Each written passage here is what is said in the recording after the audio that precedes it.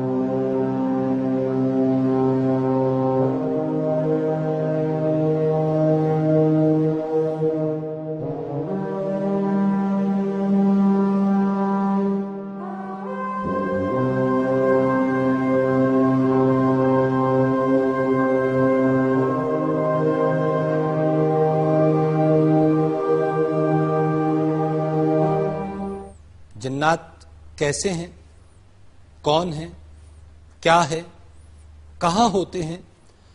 کیا جنات انسان کی زندگی پر کسی انداز سے اثر انداز ہو سکتے ہیں؟ کیا جنات انسان کو نقصان پہنچا سکتے ہیں؟ کیا جنات انسان کو فائدہ پہنچا سکتے ہیں؟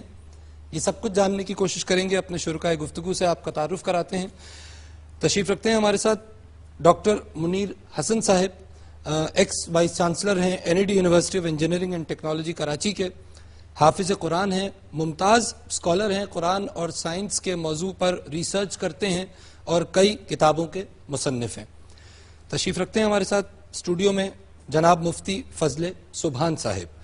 آپ ممتاز ریلیجس اسکالر ہیں اور مندوب ہیں جامعہ بنوریہ العالمیہ سائٹ کراچی کی۔ تشریف رکھتے ہیں ہمارے ساتھ عاصم معین صاحب، پبلک ایڈمنسٹریشن میں ماسٹرز ہیں اور ریسرچ اسکالر ہیں اور ماورائی علوم پر، میٹا فزیکل معاملات پر گہری نظر رکھتے ہیں۔ تشریف رکھتے ہیں ہمارے ساتھ فہد علی رضا صاحب، بزنس ایڈمنسٹریشن میں ماسٹرز ہیں اور فلسفی میں کوالیفائڈ ہیں آکسفورڈ یونیورسٹی سے۔ ہمارے ساتھ کرسچینٹی کو ریپرزینٹ کرنے کے لیے تشریف رکھتے ہیں ممتاز کرسچن اسکالر جناب ریورنڈ سائمن جان صاحب۔ آپ سینٹ پیٹرز چرچ کراچی سے منسلک ہیں۔ I welcome all of you in the program۔ مفتی صاحب، قرآن پاک میں فرمایا جا رہا ہے، میں کچھ ریفرنسز کوٹ کروں گا۔ سورہ الحجر آیت 26 اور 27 میں اللہ فرما رہے ہیں کہ بے شک ہم نے انسان کو بچتی ہوئی مٹی سے بنایا جو دراصل ایک سیاہ بودار گارا تھی، اور جن کو اس سے پہلے بنایا بغیر دھوئیں کی آگ سے۔ سورہ رحمان آیت 15 میں فرما رہے ہیں اللہ اور جنات کو آگ کے شعلے سے پیدا کیا گیا۔ سورہ جن آیت 11 سے لے کے 15 تک اللہ فرما رہے ہیں کہ اور یہ کہ بے شک ہم میں بعض تو نیک ہیں اور بعض اور طرح کے ہیں، ہمارے بھی کئی طرح کے مذہب ہیں۔ یہ یقیناً جن کا خطاب ہے جو اللہ فرما رہے ہیں۔ اور یہ کہ ہم میں بعض تو مسلمان ہیں اور بعض گناہ گار ہیں، تو جو فرما بردار ہوئے اور سیدھے راستے پر چلے، اور جو گناہگار اور ظالم ہوئے وہ دوزخ کا ایندھن بنے۔ مفتی صاحب سر یہ فرمائیے گا کہ جنات نوعیت کے حساب سے، یہ تو واضح ہو گیا کہ آگ سے بنی مخلوق، نوعیت کے حوالے سے کس انداز کی مخلوق ہے اور کب بنائی گئی؟ نحمدہ و نصلی علی رسولہ الکریم۔ میں تدریجاً آپ کی بات کو آگے بڑھاؤں گا۔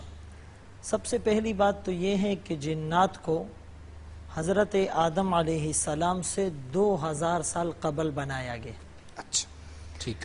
دوسری بات یہ ہے کہ جنات کو آگ سے پیدا کیا, اور آگ بھی والجان خلقناہ من قبل من نار السموم. نار السموم کہا گیا بغیر دھوئیں. سموم اس آگ کو کہا جاتا ہے جس میں دھواں نہ ہو. ٹھیک. آگ ہمیں جو نظر آتی ہے تو دھوئیں کی وجہ سے اس میں کثافت آ جاتی ہے, وہ نظر آتی ہے. ٹھیک. جس آگ میں دھواں نہ ہو لطافت آ جائے گی, وہ نظر نہیں آئیں گے. Very true. اگلی بات یہ ہے کہ اللہ رب العالمین نے جو جنات کو پیدا کیا تو یہ تقریباً انسانوں کی طرح ہے, لیکن جو ان کا سب سے بڑا باپ جس کو ابو الجنات کہا جاتا ہے, اس نے یہ فرمائش اور درخواست کی تھی اللہ رب العالمین سے کہ مجھے 3 چیزوں میں انسانیت سے ممتاز رکھا جائے. پہلی چیز, ہم انسانوں کو دیکھ سکے وہ ہمیں نہ دیکھ سکے. ٹھیک. دوسری چیز, زمین میں ہم چھپ سکے. اور تیسری چیز, ہمارا بوڑھا بھی جوان ہو کر مرے. پھر کننا طرائق قددا, جو آپ نے آیت کوٹ کی 29واں پارہ ہے, سورۃ الجن ہے. انسانوں کی طرح ان میں بھی مذاہب ہیں, ان میں بھی کیٹیگریز ہیں, کاسٹزمز ہیں. اچھا. نیک بد ہر قسم کے جنات ہیں. ٹھیک. اللہ تعالیٰ نے آزمائش کے لیے انسانوں اور جنات کو زمین میں بھیجا, اور ایک روایت کے مطابق زمین پر جنات رہتے تھے, آسمانوں میں فرشتے رہتے تھے. ٹھیک ہے. جنات ایک وقت تک اللہ تعالیٰ کی تابعداری, اطاعت, فرمانبرداری کرتے رہے, لیکن پھر ان کے اندر کچھ سرکش قسم کے لوگ آئے, انہوں نے نافرمانی کی, معصیت کی حدوں کو کراس کیا. اللہ رب العالمین نے دوسرے آسمان سے فرشتوں کا ایک لشکر بھیجا جس کا قائد ابلیس تھا. وہ 4000 کا سردار تھا, اور وہ بھی جن تھے. وہ بھی جن تھے. کان من الجن, سورہ کہف کے اندر آتا ہے کہ وہ بھی جن تھا. ٹھیک ہے. تو اس نے ان سرکش شیاطین کو ختم کیا اور انہیں پیوست زمین کیا. انہیں ملیامیٹ کرنے کے بعد پھر خود ابلیس بھی زمین پر رہنے لگا. اچھا ریورنڈ صاحب, کرسچینٹی میں آپ کس طرح دیکھتے ہیں, کیا کانسیپٹ ہے کرسچینٹی میں جنات کا؟ ایک مسیحت میں بڑا فیمس واقعہ ہے جنات کے متعلق. وہاں سلیمان سیموئیل کی کتاب میں ہمیں یہ ملتا ہے کہ جب بزرگ ساؤل جو ہیں وہ ایک عورت کے پاس جاتے ہیں جو جنات کی آشنا ہوتی ہے, تو یہ منفی معنوں میں بتایا گیا کہ یہ وہ روحیں ہیں, یہ وہ بدروحیں ہیں, یہ وہ فرشتگان ہیں جو ابلیس کے ساتھ اس وقت آسمان سے یا خدا کی حضوری سے گرائے گئے جب ابلیس نے یا شیطان نے اپنے دل میں گھمنڈ کیا اور کہا کہ میں اپنی سلطنت بناؤں گا اور میں خدا سے اوپر جاؤں گا, تو پھر اسے جب زمین پر گرا دیا. فالن اینجل والا یہ فالر کانسیپٹ ہے یہ بالکل. یہ وہ فرشتگان ہیں جو نیکی کے لیے بنائے گئے تھے, جو خدا کی عبادت کے لیے بنائے گئے تھے, اور یہ ابلیس کے بہکاوے میں آئے یا اس کے ساتھ مل کر انہوں نے یہ نعرہ لگایا جو خدا کے برخلاف تھا کہ ہاں ہم خدا سے اوپر جا سکتے ہیں, خدا سے بڑھ سکتے ہیں. اور یہاں پھر زمین پر ہم ان کے مختلف کام دیکھتے ہیں, مختلف خرابیاں دیکھتے ہیں. یہ اپنے اندر قدرت رکھتے ہیں کہ نورانی فرشتوں کا روپ دھار سکے.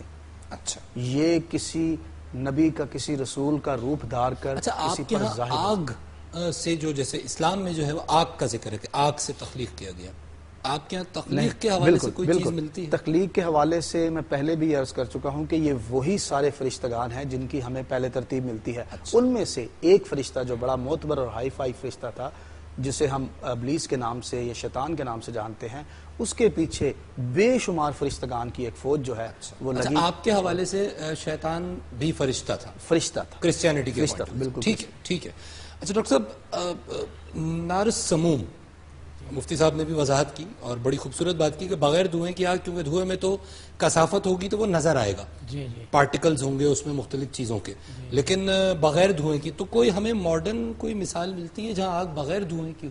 جی ہاں, ایسی مثال ہے, بلکہ اس کا ترجمہ بغیر دھوئیں کی آگ کو، کیونکہ ظاہر اس زمانے میں جب یہ آیات نازل ہوئی تھیں تو ہم آج کل کی ٹیکنالوجی کے مطابق جو بھی ایجادات ہیں اس کا حوالہ نہیں دیا جا سکتا تھا. تو اللہ تعالیٰ نے ان پیرائے میں ذکر کیا ہے کہ جو سمجھ میں اس وقت سمجھ میں آ سکے اور اب ہم اس کو زیادہ بہتر طور پر تشریح کر سکیں. نار السموم پیور فائر، پیور، جس میں کچھ اور چیز، کسی اور چیز کی ملاوٹ نہیں ہے. تو اس کی مثال آج کل کے زمانے میں ہو سکتی ہے لیزر کی. لیزر ٹھیک. لیزر وہ ہے چیز ہے جس جو پیور، جس کو ہم کہہ سکتے ہیں، اور نار السموم کا ترجمہ کر سکتے ہیں مونوکرومیٹک پیور، کیونکہ اگر کئی فریکوینسیز مل جائیں تو وہ پیور نہیں رہیں گی. ٹھیک ہے. اچھا، اسی طریقے سے ایک دوسری جو آیت آپ نے ابھی تلاوت کی تھی، وَخَلَقَ الْجَانَّ مِن مَارِجٍ مِّن نَارٍ، یہ بھی اس طرف اشارہ کر رہی ہے کہ پیور فائر یا لیزر کا حوالہ دیا جا رہا ہے اس میں. تو ایک تو یہ چیز سمجھ میں آتی ہے. دوسرا بھی یہ کہ یہی چیز تھی جس کو بنیاد بنا کر ابلیس نے کہا تھا انا خیر من، میں اس سے زیادہ بہتر ہوں.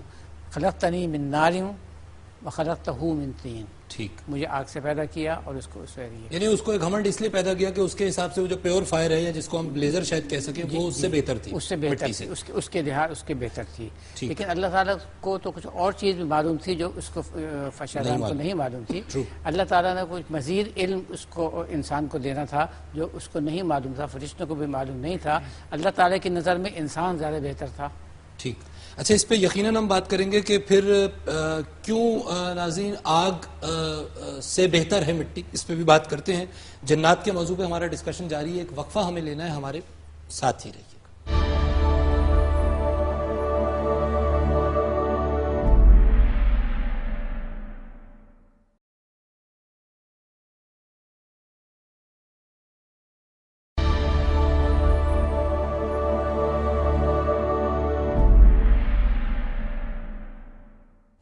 ویلکم بیک ناظرین، آپ پروگرام دیکھ رہے ہیں مذاہب اور عقل انسانی، اور ہم آج گفتگو کر رہے ہیں جنات کے موضوع پہ. فہد صاحب، how would you add up to this particular topic? Historically speaking اگر ہم ہسٹری میں دیکھیں تو جن ایک موسٹلی اورینٹل کانسیپٹ ہے، عرب کانسیپٹ ہے. جی، عربین میتھولوجی میں بہت اس کا میتھولوجی. جی، اور انفیکٹ کچھ ریسرچ اس حد تک بھی ہوئی ہے کہ پری اسلامک ایرا میں، انفیکٹ پری کرسچن ایرا میں، سعودی عربیہ میں کرسچنز بہت تھے، اس سے بھی پہلے جن ورشپ ہوتی تھی کیوز میں، ڈرائنگز میں لیے. تو جنوں کا کانسیپٹ پیورلی عرب. ہاں، یورپ میں، فار ایسٹ میں، ہمارے اپنے خطے میں، ساؤتھ ایشیا میں بھی جنوں کا کانسیپٹ نہیں ہے اتنا برائے نام. پریوں کا کانسیپٹ ہے، اس کا ڈیمنز کا کانسیپٹ ہے، جو بیسکلی ایک اینٹی اینجل کانسیپٹ ہے، اچھا اور برے کا، کہ اگر اینجلز اچھے ہیں تو اس کے برعکس بھی ایک قوم ہے، ایک کریشن ہے جو ڈیمنز ہیں. اب وہ ڈیمنز جو ہیں ان کا مقصد یہ ہے کہ وہ انسانوں کی باقاعدہ مدد کریں. جو وچز کا تھا، چڑیلیں جو تھیں، وہ چڑیلیں ہماری تو کلچر میں وہ چیز ہی اور ہوتی ہے، لیکن ویسے یورپ میں ایک بہت بڑی پرابلم تھا کہ 17ویں صدی میں تو وہاں وچ کرافٹ عروج پہ تھا، باقاعدہ بڑا پرابلمٹک تھا. وہ یہ تھا کہ وہ وچز کی مدد کرتے تھے، عام عورتوں کی، مردوں کی مدد کرتے تھے جادو کرنے کے لیے. اچھا جی، جو آپ نے فرمایا، میں صرف ایک تھوڑی سی ریسرچ اپنے ناظرین کے سامنے پیش کرنا چاہوں گا. عربین میتھولوجی میں ناظرین ایک